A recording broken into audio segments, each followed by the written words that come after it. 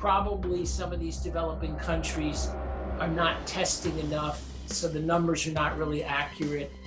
That's a very dangerous path. Once the economy starts breaking up into blocks like that, it's much more likely we'll end up having military conflict, or just simply we won't be able to work on global issues together. This is a case where if everybody stimulates their economy and maintains open trade, then we're all going to get the maximum benefit out of the stimulus. 新冠疫情席卷全球，用联合国秘书长古特雷斯的话说呢，这是第二次世界大战以来最为严重的全球性危机。那么，怎样能够迅速地走出这次危机呢？各国之间的通力协作非常的重要。那如何能够实现各个经济体之间真正的有效协作？我们今天请到的专家呢，他在世界银行工作了20年，来听一下他的解读。David, you worked for the World Bank for a long time and focusing on world development and equality.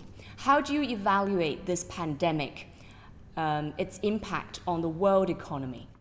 Well, so far, most of the spread of the disease has been in China first and then in Europe and North America. We don't see much in Africa, for example. We're only starting to see it in Latin America. But I suspect it's going to spread everywhere. Probably some of these developing countries are not testing enough, so the numbers are not really accurate.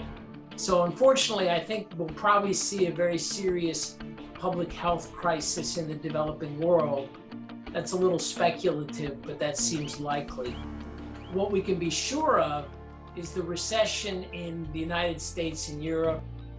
All of that is definitely going to have a devastating effect on developing countries. Many of them export petroleum, for example, and that price is down to the lowest level in 18 years. Prices of metals are down. So a lot of developing countries are going to have both the health crisis and then their economy is going to be declining, and they're going to need financial help to get out of this situation.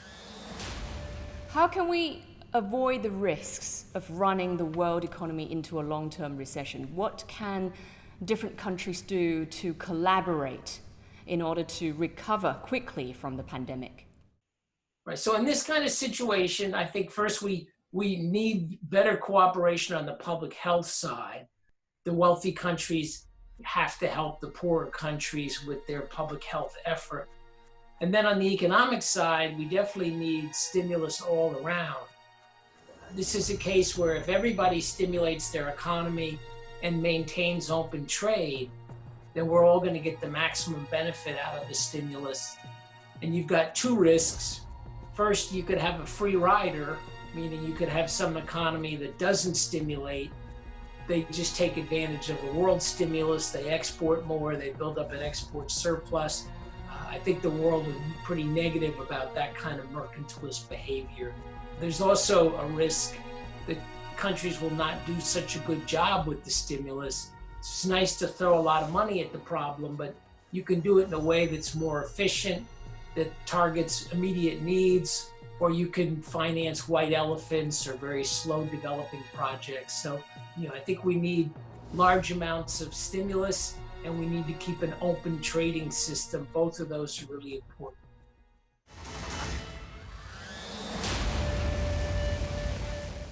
Now, David, you've kept an eye on the development and changes of the global value chain. Now, as people recover from the pandemic, such as in China now, people returning to work, factories are resuming production, how can we make sure the smooth running of the global value chain? So even before the virus came, there was quite a bit of talk in the United States about reshoring, meaning bringing production back onto the US mainland. And the virus has increased that talk. Right. Personally, I think this is quite unrealistic. I think it doesn't show a proper appreciation of how complex value chains are and what the efficiency is.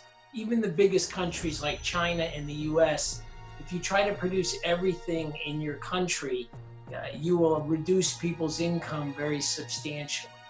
Now, it is true, a lot of value chains are more regional than global. Meaning, China has very deep relations with South Korea, Japan, quite a few Southeast Asian countries. the US very deep with Canada and Mexico. What I worry is that if you try to enforce that, you will be creating inefficiencies, and then there's a risk that the world will start breaking up into blocks. That's a very dangerous path because history suggests that once the economy starts breaking up into blocks like that, it's much more likely we'll end up having military conflict, or just simply we won't be able to work on global issues together if we don't have economic integration. So I think it's going to be the big challenge after the trade war, after the pandemic, maintaining the open global trading system, international institutions and agreements. All of that is really going to be a key agenda for the next 10, 20 years.